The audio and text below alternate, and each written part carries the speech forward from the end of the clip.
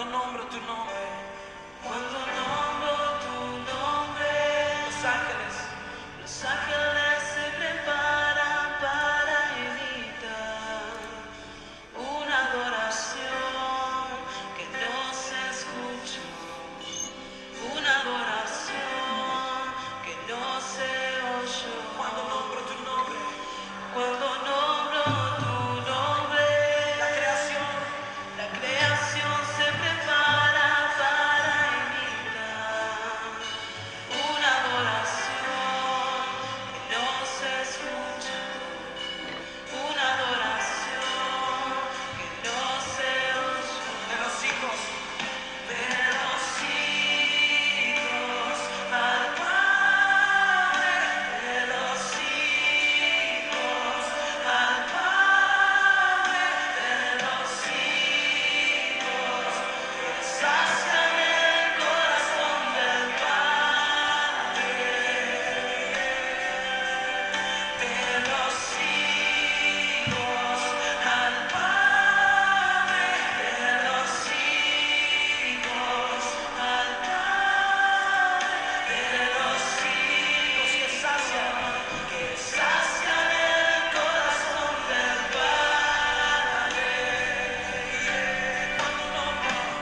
Cuando nombro tu nombre, los ángeles se preparan para imitar una adoración que no se escuchó, una adoración que no se oyó. Cuando nombro tu nombre, Bueno, Shabbat Shalom familia. Quiero pedir disculpas porque hemos tenido unos pequeños inconvenientes técnicos. Entonces no he podido hacer el video, todavía no lo he podido mandar. Como verán, tengo la parte de atrás diferente. Me he cambiado de lugar, estoy en la cabina de controles. Pero ya vamos armando todo como para hacer radio streaming. Por eso ahora está el micrófono aquí. Sí, un poquito más allá ya tenemos lo que es la consola, la cámara aquí enfrente. Me está faltando una placa de audio video que la fueron a configurar, entonces me ha costado armar todo por ahí para entender y cómo hacer el video.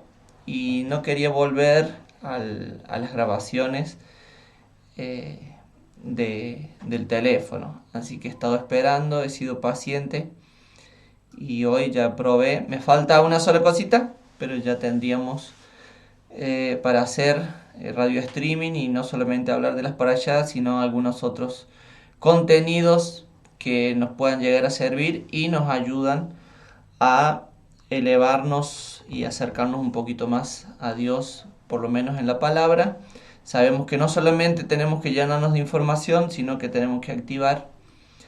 Así que hoy vamos a trabajar con la parashá número 45, perdón, ya estoy readelantado, con la 41, que es la parashá de Pinjas o Finés, que Pinjas es una palabra egipcia. Si estuvieron estudiando las Aliyá, van a darse cuenta que Pinjas no es una palabra hebrea en sí, es una palabra egipcia, es un nombre egipcio, pero no nos vamos a centrar en eso, sino en lo que es la Torá y la Hafdará. La Torá está en números 25:10 al 29:40 y la Hafdará es Primera de Reyes 18:46 al 19:21.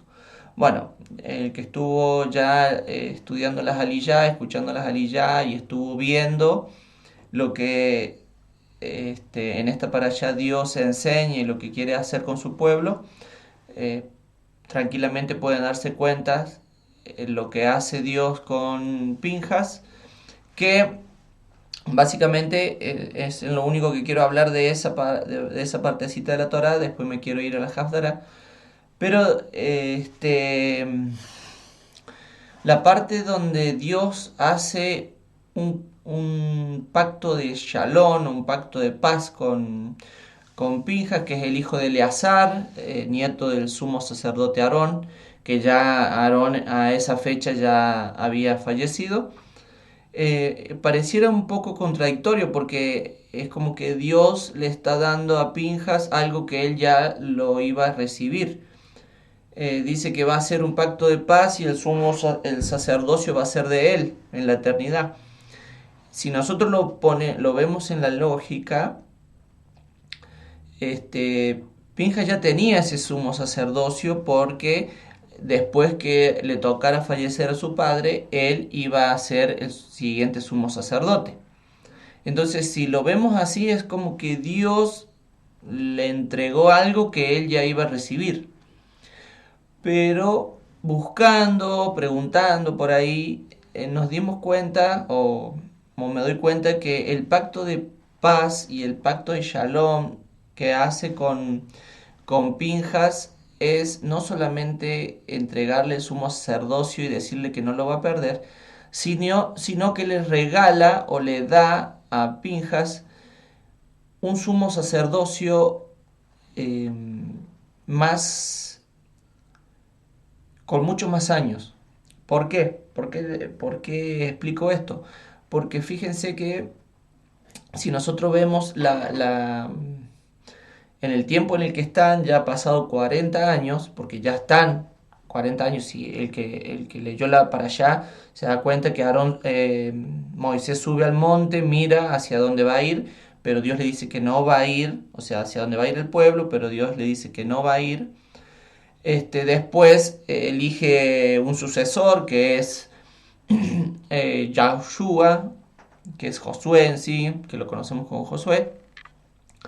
Entonces estamos dándonos cuenta de que están a punto de cruzar el Jordán para tomar la tierra prometida. Entonces lo que hace Dios con Pinjas es que cuando él tome el sumo sacerdocio, le da mucho más años de servicio, porque si vamos y buscamos, a ver, jueces 20, 28, fíjense que estamos en jueces 20, donde han pasado muchos otros jueces, ha pasado Jefté, ha pasado Débora, ha pasado Gedeón, ha pasado Sansón, muchos jueces han pasado hasta jueces 20, y resulta que en jueces 20-28 encontramos: y Pinjas, el hijo de Eleazar, el hijo de Aarón, se paró delante de ella ese momento. Los hijos de Israel preguntaron a Yahweh: ¿debemos aún salir y pelear de nuevo contra nuestros hermanos, los hijos de Benjamín, y debemos desistir? Yahweh respondió: ataquen, porque mañana yo los entregaré a ustedes. Entonces, ¿qué nos damos cuenta en ese pacto que hizo Dios con Pinjas? Que le añadió servicio al sumo sacerdocio de él, le añadió años, y le debe haber añadido calidad de vida. Hay otros comentarios. También descubrimos, estudiando, que hay comentarios de judíos que creen en la reencarnación. Por eso algunos judíos entienden por qué se relaciona la Parashá Pinjas con la Hafdará, Primera de Reyes 18, 46 hasta 19, 21. No es mi postura, creen en la reencarnación, creen que como no se nombra la muerte de ese sumo sacerdote en la Biblia, creen que él reaparece en Elías como en forma de reencarnación. No lo quise seguir ahondando al tema porque no estoy por ahí preparado para escuchar, o no me está interesando, pero sí me interesó el espíritu con el que se movió Pinjas y el espíritu con el que se movió Elías. Entonces vamos a leer Primera de Reyes 19, que es la parte... acá, en este. Primera de Reyes 19, y dice, que es lo que corresponde a la Hafdará, ¿verdad? Ahab le dijo a Isabel, su esposa, todo lo que Elías había hecho y cómo había matado a espada a todos los profetas. Entonces Isabel o Jezabel envió un mensajero a decir a Elías: si tú eres Elías y yo soy Jezabel, me hagan los dioses cosas terribles a mí, y además peores, si para esta hora mañana no hago tu vida como la vida de uno de ellos. Y Elías temió, y él se levantó y huyó por su vida. Cuando él llegó a Beersheba en Judá, dejó a su sirviente allí. Pero él fue un día más adentro del desierto, hasta que llegó a un árbol de enebro, se sentó debajo de él y oró por su propia muerte. Basta, él dijo. Ahora, Yahweh, toma mi vida, no soy yo mejor que mis padres. ¿De qué está hablando acá Elías? Dice, no soy yo mejor que mis padres. ¿Está hablando de sus padres biológicos? No, porque no dice de dónde sale Eliseo. Dice Eliseo, no, Elías, perdón. Elías Tisbita, Tisbita es del lugar de donde él viene, pero no se nombra a su descendencia. ¿Sí? Elías no tiene descendencia. Entonces, él habla, no soy yo mejor que mis padres, habla realmente de sus padres de la fe, de sus padres. Seguramente él viene de alguna descendencia de alguna tribu, y si no fue de alguna tribu de la casa de Jacob, puede haber sido de la casa de Abraham. Pero habla de sus padres, ¿cómo le llamaban? De los patriarcas, ¿sí? Entonces sigue, dice, entonces se acostó debajo del enebro y se durmió. De repente un malaj le tocó y le dijo, levántate y come. Él miró y allí junto a su cabeza había una torta sobre las piedras calientes y una vasija de agua. Él comió y bebió, entonces se acostó otra vez. Acá, si ustedes se dan cuenta, en el 5 dice, un malaj le tocó y le dijo, levántate y come. Pero en el 7 dice, el malaj de Yahweh vino otra vez, una segunda vez. Le tocó y dijo, levántate y come, o el viaje será demasiado para ti.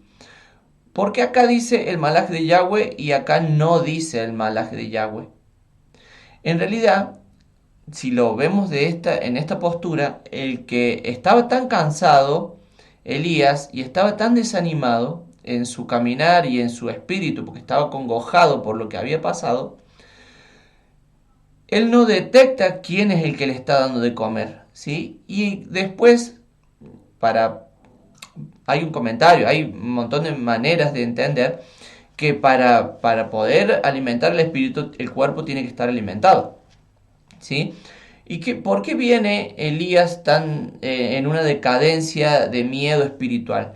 Porque él creyendo, esto sí lo dicen los comentarios, él creyendo que después lo que había hecho él, haber matado todos los profetas de Baal, que eran los que servían y que estaban bajo la protección de Jezabel, él pensó que todo el pueblo se iba a arrepentir. Y no fue así. Entonces, más allá de que él obtuvo una victoria delante de todos, del pueblo de Israel, ¿sí? Vamos a irnos en contexto. Acab es el rey del reino del norte, de la casa de Israel o de la casa de Efraín. No es el rey de todo Israel, ¿sí? Estamos ya en un país, en un Israel dividido, cual en el sur está Judá, con alguna parte de la casa de Leví y la casa de Benjamín, y en el norte las otras 10 tribus, ¿sí? O clanes. Entonces, Acab estaba reinando sobre las tribus del norte, el reino del norte.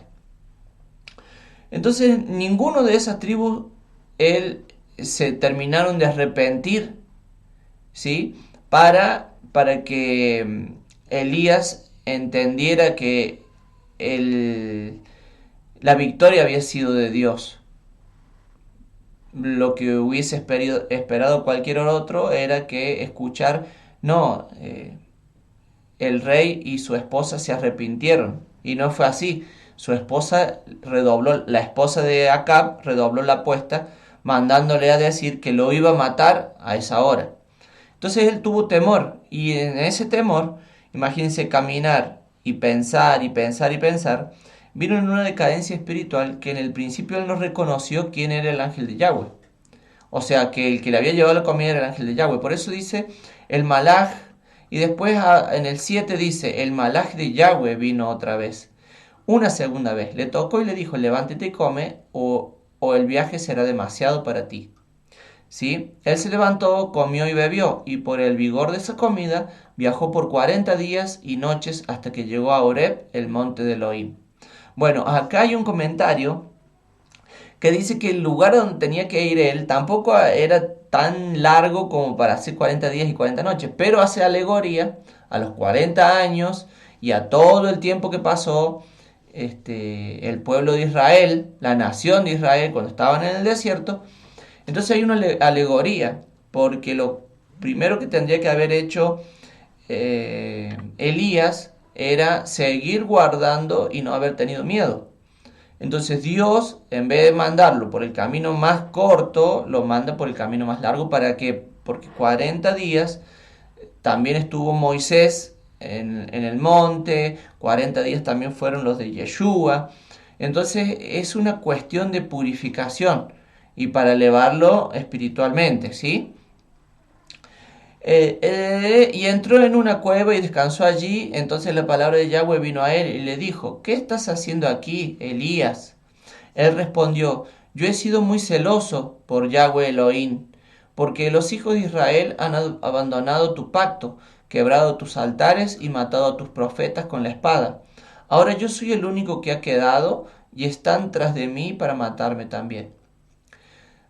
Este versículo donde dice yo he sido muy celoso, nos vamos a Números 25 y dice, fíjense, esta es la conexión que hay con la parashá Pinjas y Primera de Reyes. Números 25, 6, 8. He aquí que un hombre de los hijos de Israel vino trayendo una mujer madianita ante sus hermanos, a la vista de Moisés y de toda la congregación de los hijos de Israel. Mientras ellos lloraban a la entrada del tabernáculo de reunión, al verlo Finias, hijo de Eleazar, hijo del sacerdote Aarón, se levantó del medio de la congregación, tomó una lanza en su mano y fue tras el israelita a la tienda, y atravesó a ambos con su lanza, al israelita y a la mujer, por su vientre. Así cesó la mortandad entre los hijos de Israel. ¿Sí? Nosotros vemos el celo que tuvo el sacerdote Finias, ¿sí? El sacerdote Finias por proteger la santidad me perdí acá. No, acá está. Por proteger la santidad de Dios, ¿sí? Y lo mismo le pasó a Elías, ¿sí? Porque los hijos de Israel han abandonado tu pacto, quebrado tus altares y matado a tus profetas con la espada. Y ahí él piensa y dice, soy el único que ha quedado. Él dijo, sal fuera y ponte en el monte delante de Yahweh. Y allí en ese momento Yahweh pasó. Un gran y poderoso viento irrumpió tras las montañas y rompió las rocas en pedazos delante de Yahweh. Pero Yahweh no estaba en el viento. Después del viento vino un terremoto, pero Yahweh no estaba en el terremoto. Después del terremoto un fuego se desató, pero Yahweh no estaba en el fuego. Y después del fuego la voz de una brisa delicada. Cuando Elías la oyó, cubrió su rostro con su manto. Fue afuera y se paró a la entrada de la cueva. Entonces una voz vino a él y dijo, ¿qué estás haciendo aquí, Elías? Él respondió, otra vez. Yo he sido muy celoso por Yahweh Elohim, porque los hijos de Israel han abandonado tu pacto, quebrado tus altares y matado a tus profetas con la espada. Ahora yo soy el único que queda y están tras de mí para matarme también. Yahweh le dijo, regresa por el camino del desierto de Damasco. Cuando llegues allí, unge a Hazael para que sea rey sobre Aram. Acá es sobre Asiria. También unge a Jehú, el hijo de Nimshi, para que sea rey sobre Israel. Este Israel es el reino del norte, porque ya Dios había determinado desechar a Acab. Y unge a Elisha, o Eliseo, ¿sí? Elohim es salvación significa. El hijo de Shafat de Abel, Mejolá, para que sea profeta en tu lugar. Fíjense que también Dios en este momento le está diciendo a Elías que tiene que elegir un sucesor, como en la parashá Pinjas, porque en la parashá Pinjas, ¿qué sucede? Dios también le dice a Moisés que tiene que elegir un sucesor, ¿sí? Dice en tu lugar, y vendrá a suceder que Jehú matará a cualquiera que escape la espada de Asael, y Elisha matará a cualquiera que escape la espada de Jehú. Aún tú dejarás que queden 7.000 hombres en Israel, toda rodilla que no se haya doblado ante Baal y toda boca que no lo haya adorado. Y él salió y encontró a Elisha, el hijo de Shafat. Él estaba arando con una yunta de 12 bueyes. Él mismo estaba detrás de la duodécima. Elías fue a él y echó su manto sobre él.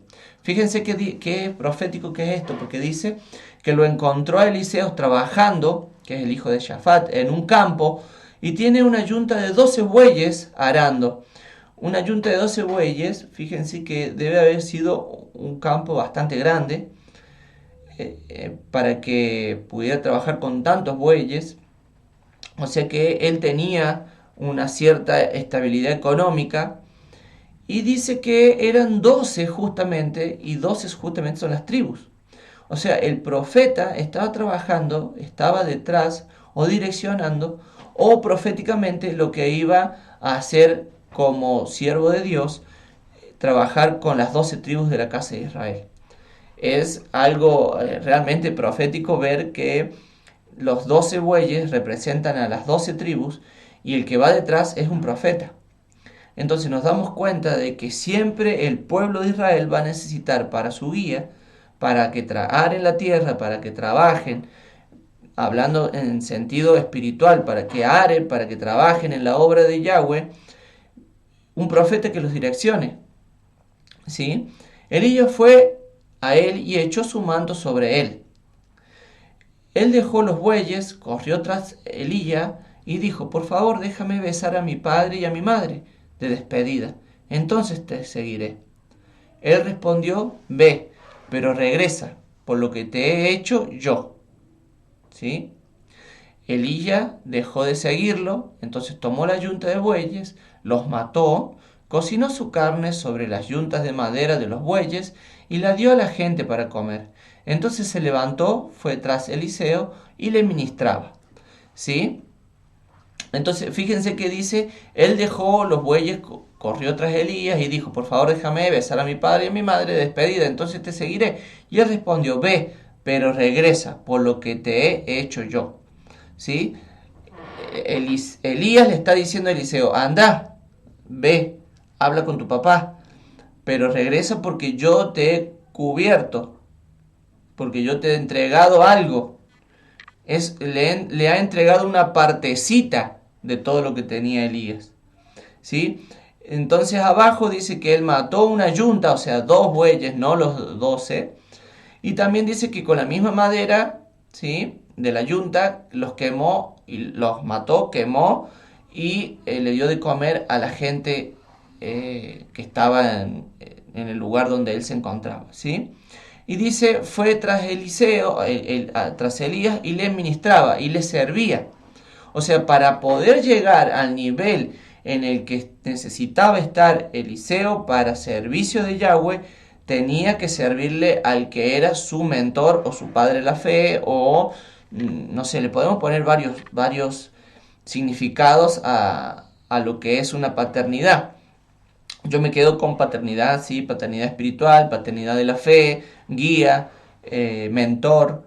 Entonces, para poder lograr lo que después, más adelante, Eliseo le pide a Elías, tenía que haber estado y mamado de todo lo que Elías sabía como profeta, y haber mamado todo lo que Elías entendía de la Torá y de las Escrituras. Fíjense que Eliseo lo reconoce a Elías cuando él le pone el manto sobre él. Porque si no, ¿de qué otra? El otro pensamiento es que había gente que ya estaba acostumbrada a que apareciera un profeta, ¿sí?, y los cubriera con su manto, con algo, y él darse cuenta cuál era el motivo y que los estaba llevando hacia el servicio de Elohim. Entonces por eso Eliseo no se pone mal, ¿sí? Sino que él le dice, déjame que me vaya y me despida, que él no tiene problema de dejar todo para el servicio. Entonces seguramente ha sido habitual o normal de que un profeta de Dios llegara hacia cierto lugar, ya Dios le había dicho el nombre de a quién tenía que hacer sucesor, entonces ya la gente sabía de que ese iba a ser el siguiente profeta. Entonces Eliseo, como él ya sabía, lo único que le restó fue decirle, déjame que yo me vaya a despedir, deje todo lo que yo tengo y ahí te voy a seguir. Y lo hizo así. A nosotros muchas veces cuando alguien viene como profeta y que nos dice, así dice el Señor, y hay muchas veces hasta nos cuesta creer que esa persona viene de parte de Dios y que puede hacer algo en nuestra vida. Nos cuesta apartarnos de lo que estamos haciendo, de lo material que estamos trabajando, para poder seguir a Dios, para poder apartarnos para Dios. Y en esa manera de pensar o que nos cueste, nos está demostrando, en esa manera de dirigirnos nosotros, nos está demostrando que no creemos al 100% en la providencia de Dios. Y no creemos al 100% de que Dios puede hacer, que nosotros como siervos podemos hacer algo para Dios. Nos terminamos limitando nosotros mismos. ¿En qué sentido? En que solamente hacemos una cosita. Es como cuando nosotros le decimos a nuestros hijos levanten la mesa. Nuestros hijos levantan la mesa, pero solamente levantan las copas y el plato. Y cuando venimos como padre y vemos, faltó la servilleta, faltó los cubiertos, faltó levantar el mantel, faltó sacudir la miga de pan. Entonces, cuando nosotros decimos levanten la mesa, la orden que nosotros damos o la instrucción que nosotros damos es levantar toda la mesa, no una parte. Entonces a nosotros nos pasa muchas veces con nuestros hijos. Entonces sucede que nos estamos limitando y estamos limitando las bendiciones de Dios. Personalmente a mí, cuando mis hijos hacen un poquito más de lo que yo les pedí, yo trato de reconocer esa actividad o esa actitud o hago un reconocimiento. Y yo creo que nuestro Padre del Cielo hace lo mismo, sino que nosotros mismos nos limitamos a hacer lo que realmente se nos ha mandado a hacer. Entonces nos terminamos limitando y limitamos las bendiciones que Dios tiene para nosotros. El ejemplo de Eliseo es un ejemplo a tener en cuenta en el sentido de que él sabía lo que correspondía al haberle puesto el manto encima y haber ido a hablar con sus padres, haber entregado todo lo que tenía para poder seguir a Elías y aprender y estar al servicio de Dios. Seguramente él también sabía que no iba a ser fácil, porque sabía quién era el rey en ese momento, sabía quién era la reina en ese momento. Seguramente él debe haber analizado y haber puesto en la balanza los pros y los contras, pero ganó más el servicio a Dios. Le tuvo fe y le creyó a Dios, a Yahweh, al Elohim. Entonces él no tuvo reparo en dejar todo y seguir a Elías. A nosotros nos cuesta, nos encapsulamos o solamente hacemos algunas cositas y otras no. No dejamos de trabajar porque sabemos que el trabajo es la seguridad, el sustento de nuestra casa, pero no terminamos creyéndole a Dios en el sentido de que no dejamos de trabajar en Shabbat y esa manera nos demuestra a nosotros que no estamos creyendo al 100% de lo que Dios puede hacer. El día viernes es la doble porción. El día sábado, el día Shabbat, el día de reposo, es para Yahweh. Hay ciertas que creo que lo he explicado, hay ciertos, ¿cómo se le dice la palabra? Permisos, ¿sí? Que son los militares y los médicos para que trabajen en Shabbat, pero es por cuestión de seguridad y cuestión de salud. Entonces, yo cuando me pasó esto, a mí también me llegó la pregunta y me alivié o se alivió mi corazón cuando, bueno, los militares tienen permitido trabajar en Shabbat. ¿Sí? Pero no quiere decir que porque estamos trabajando en Shabbat nuestro día permitido sea cualquier cosa. Al contrario, tiene que ser una entrega en el trabajo, una entrega de reposo, una entrega de Shabbat. Así que me voy despidiendo con esta última reflexión, que no limitemos a las bendiciones que Dios tiene para nosotros y no nos limitemos nosotros al servicio que tenemos para Yahweh. Así que Shabbat Shalom, los bendigo, que sea de bendición toda esta semana. Aparecemos ya la semana que viene con la parashá número 42. Ya muy ansioso para poder empezar con lo que es el radio streaming. Si se puede, vamos a empezar a armar los proyectos, vamos a invitar eh, hermanos, testigos, testimonios. Van a poder comentar debajo del YouTube, ¿sí? Preguntas, y espero y tengo las ansias de que esto tiene que ser de bendición para muchos. Nuestros testimonios también tienen que ser de bendición. Y ya vamos a armar todo, me falta solamente algunas cositas. Ya estoy en una cabina, que es la cabina de controles del estudio, y acá me permite controlar todo, tener todo cerquita y no tener que estar de este lado y del otro lado. Así que sea de bendición. Esperamos vernos pronto. Yo estoy con mucho trabajo, por eso no he estado yendo a verlos a la congregación, pero ya vamos a salir de vacaciones y va a volver toda la normalidad. Así que Shabbat Shalom. Los bendigo. Antes de eso vamos a poner un poquito de música, así voy cerrando las pestañas. Ahí está.